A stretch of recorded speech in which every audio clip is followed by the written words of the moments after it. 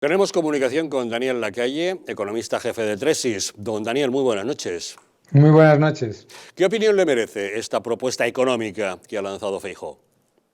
Bueno, la propuesta de Feijóo es una propuesta de mínimos y es una propuesta muy seria, una propuesta absolutamente en línea con lo que están haciendo los países de nuestro entorno. Y recordemos, no es una bajada de impuestos, es devolverle parte de lo que han cotizado de más a las familias, porque el gobierno se ha negado a ajustar los impuestos a la inflación. Entonces, lo que está haciendo o proponiendo Feijóo es simplemente devolverle a las familias lo que han contribuido y lo que están contribuyendo de más.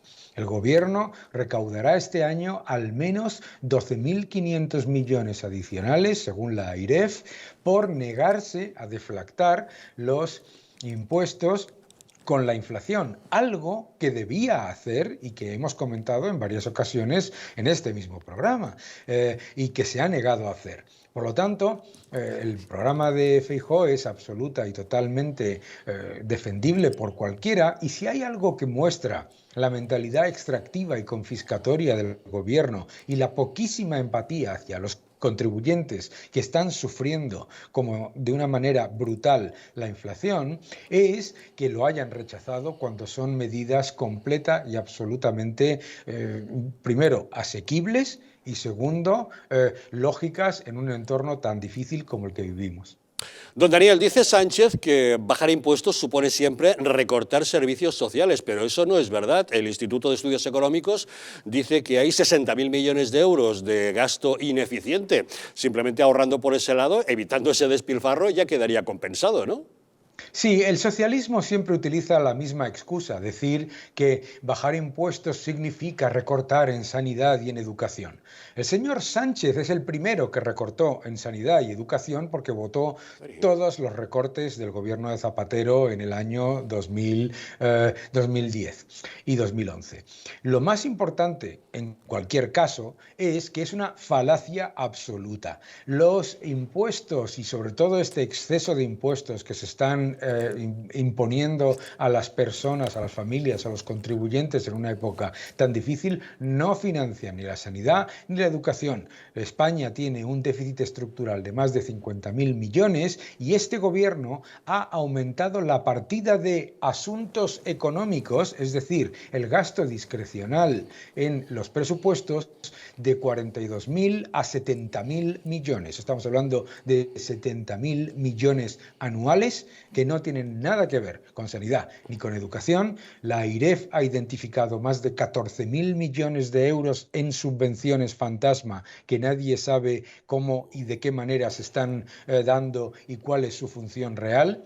Hay mucho dinero que se puede reducir, hay mucho gasto que se puede reducir y la excusa constante del socialismo de la sanidad y la educación es una falacia. Además, el gobierno de Sánchez ha gastado en el año 2021 mucho menos de lo que tenía presupuestado en sanidad y educación precisamente. Es decir, el primer gobierno que hace esos recortes, y siempre lo hace, son los gobiernos socialistas. Y lo que pone en peligro los servicios públicos no es reducir impuestos es darle un poco más del dinero que generan a los contribuyentes para fortalecer el crecimiento, mantener la economía, generar empleo y generar inversión.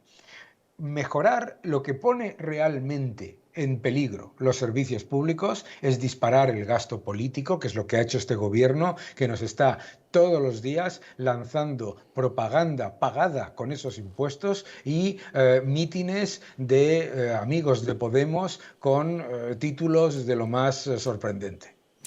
Un asunto más. Hoy la ministra de Hacienda, María Jesús Montero, se ha escudado en el Fondo Monetario Internacional para asegurar que nadie recomienda una bajada de impuestos. Así lo ha dicho.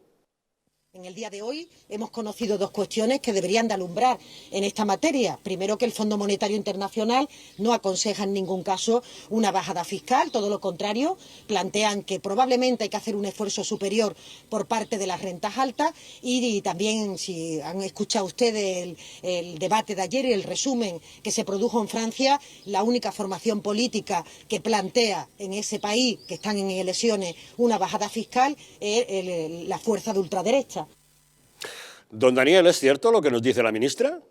Es completamente falso, como siempre. Primero, la ministra lee al Fondo Monetario Internacional para lo que le interesa cuando le interesa.